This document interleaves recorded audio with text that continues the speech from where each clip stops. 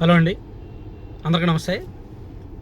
ఈరోజు మార్నింగ్ నుంచి ప్రధాన స్రవంతి మీడియాల్లో అందరూ చూసే ఉంటారు.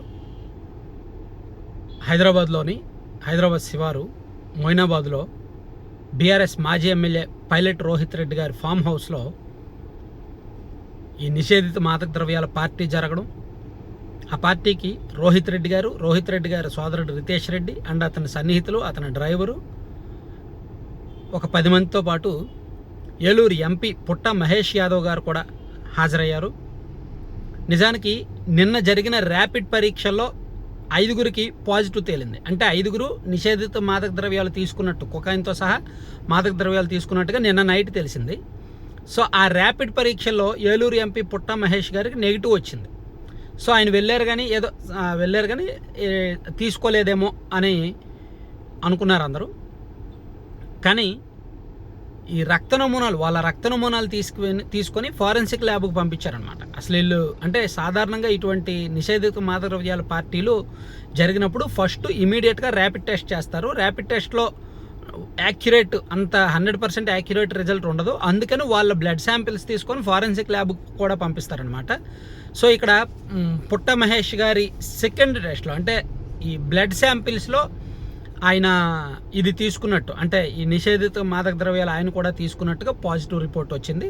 సో దాంతో డీసీపీ గారు చెప్పిన విషయం ఏంటంటే మొత్తం 6గురు, ఆ పార్టీలో మొత్తం 10 మంది ఉన్నారు. 10 మందిలో ఒక మహిళ ఉన్నారు. మిగిలిన వాళ్ళందరూ కౌశిక్ రవి, అర్జున్ రెడ్డి, శరత్ రెడ్డి, వీళ్ళందరూ రకరకాల వ్యక్తులు ఉన్నారు. సో అందులో పుట్ట మహేష్ గారు అండ్ రోహిత్ రెడ్డి, రితేష్ రెడ్డి వీళ్ళు ఉన్నారు.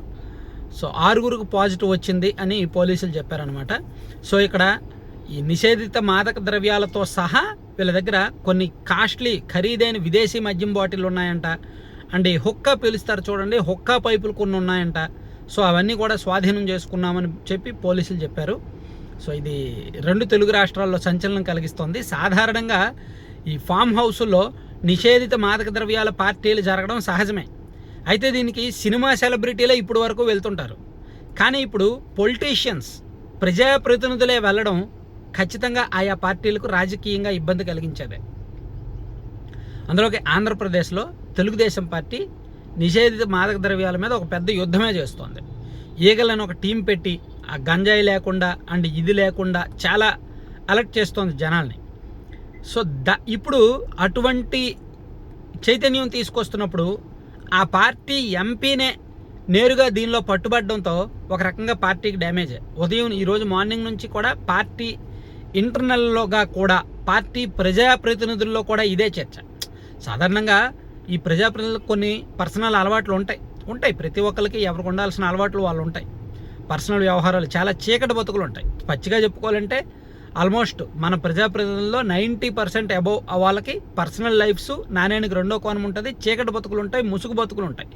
కానీ అవన్నీ కూడా బయటకు రావు. అవన్నీ కూడా ఎవరైనా ఇతర ప్రాంతాలకు వెళ్ళి, విదేశాలకు వెళ్ళో, లేదంటే నార్త్ సైడ్ వెళ్ళో, లేదంటే ఎక్కడికో వెళ్ళి మూడో కంటికి తెలియకుండా వాళ్ళ వ్యవహారం వాళ్ళు చక్కబెట్టుకుంటారు. సాధారణంగా జరిగేది అదే, మూడో కంటికి తెలియకుండా వాళ్ళు చేసుకుంటారు. కానీ ఇక్కడ ఒక అధికార పార్టీ ఎంపీ నేరుగా ఒక పార్టీకి వెళ్ళి పట్టుబడడం, ఆయనకు రక్త పరీక్షల్లో పాజిటివ్గా తేలడంతో పార్టీకి కూడా ఇబ్బందికర పరిస్థితులే. అండ్ ఆయన రాజకీయ భవిష్యత్తుకు కూడా ఇబ్బందికర పరిస్థితులే. ఇది ఆయన్ను సుదీర్ఘకాలం వెంటాడుతుంది ఈ మరక. సో ఆయన ఏం మాట్లాడినా సరే రేపొద్దున పార్లమెంట్ ఎంపీల దగ్గర కూడా ఆయన చిన్నబుచ్చుకోవాల్సి వస్తుంది. మేబీ ఎంపీల్లో చాలామంది అటువంటి వాళ్ళు ఉండొచ్చు కాక, ఎవరు కూడా పవిత్రులు పతివ్రతలు కాదు ఈ రోజుల్లో.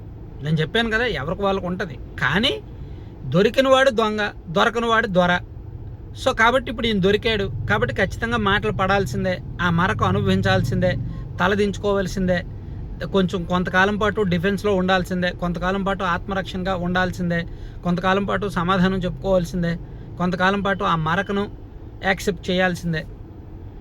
సో ఇక్కడ సాధారణంగా నేను చెప్తున్నాను కదా, పొలిటీషియన్స్ చాలామంది ప్యాకెట్ ఆడుతుంటారు. హైదరాబాద్లో గ్యాంబ్లింగ్ ఆడుతుంటారు. కొంతమంది శ్రీలంక వెళ్ళి ప్యాకెట్ ఆడతారు, లేదా రష్యా వెళ్తుంటారు కొంతమంది. అండ్ ఇంకొంతమంది విపరీతంగా మద్యం తాగుతుంటారు, లేదా కొంతమంది గంజా వేసుకుంటారు. కానీ ఇలా నిషేధిత మాదక ద్రవ్యాలు ఒక ప్రజాప్రతినిధి సేవించడం మాత్రం అరుదైన సంఘటన. సినిమా సెలబ్రిటీలు చేస్తుంటారు, లేదా ప్రజాప్రతినిధుల పిల్లలు చేస్తుంటారు అప్పుడప్పుడు. అదిగో ఎమ్మెల్యే కొడుకు దొరికాడు, ఎంపీ కొడుకు దొరికాడు ఆ పరీక్షల్లో అని చెప్తుంటారు. కానీ నేరుగా ఒక ఎంపీనే ఇలా దొరకడం పార్టీకి కూడా ఇబ్బందికర పరిస్థితులే. పార్టీలో కూడా ఎమ్మెల్యేలు ఎంపీల మధ్య ఇదే చర్చ జరుగుతోంది.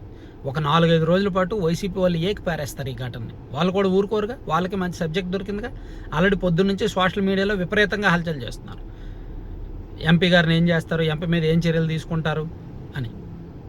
సో మరి ఇది ఎంపీ గారు ఎలా డీల్ చేస్తారో, పార్టీ ఎలా డీల్ చేస్తారనేది చూడాలి.